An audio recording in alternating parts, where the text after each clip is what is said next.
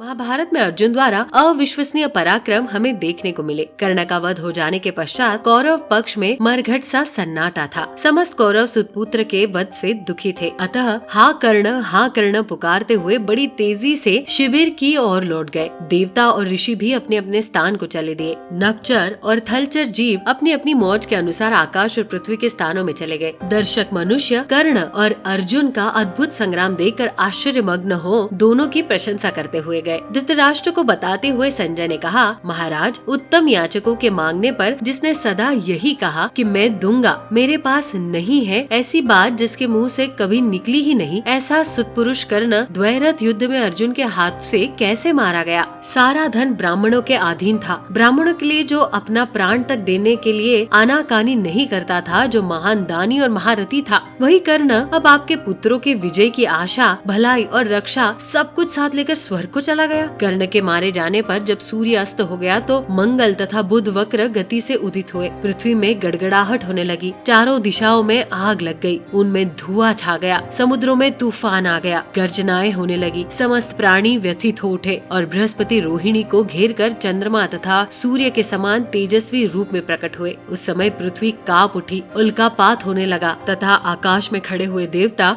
हाहाकार कर उठे। इस प्रकार कर्ण को मारने के पश्चात प्रसन्नता से भरे हुए भी कृष्ण तथा अर्जुन ने सोने को जाली से मढ़े हुए श्वेत शंख हाथों में लेकर उन्हें ओठों से लगाया और एक ही साथ बजाना आरंभ किया। उनकी आवाज सुनकर शत्रुओं का हृदय विदीर्ण होने लगा। 5 जन्य और देवदत्त के गंभीर घोष से पृथ्वी, आकाश तथा दिशाएं गूंज उठी। वो शंखनाद सुनते ही समस्त कौरव सैनिक मद्रराज शल्य तथा राजा दुर्योधन को रणभूमि में ही छोड़कर भाग गए। उस समय सब लोगों ने एकत्र होकर श्री कृष्ण को, अर्जुन को सम्मान दिया। वे दोनों उदित हुए सूर्य और चंद्रमा की भांति शोभा पा रहे थे। उनके पराक्रम की कहीं तुलना नहीं थी। वे अपने शरीर से बाण निकालकर मित्र मंडली से घिरे हुए आनंद पूर्वक अपनी छावनी में जा पहुँचे। जब कर्ण मारा गया था उस समय देवता, गंधर्व, मनुष्य, चारण, महर्षि, यक्ष तथा नागों ने विजय एवं अभ्युदय की शुभ कामना प्रकट करते हुए उन दोनों की पूजा की। सभी ने उनके गुणों की प्रशंसा की। कर्ण की मृत्यु के पश्चात जब कौरव पक्ष के हजारों योद्धा भयभीत होकर भाग गए तो आपके पुत्र ने राजा शल्य की सलाह मानकर युद्ध बंद करने की आज्ञा दी और सेना को एकत्रित कर पीछे लौटाया।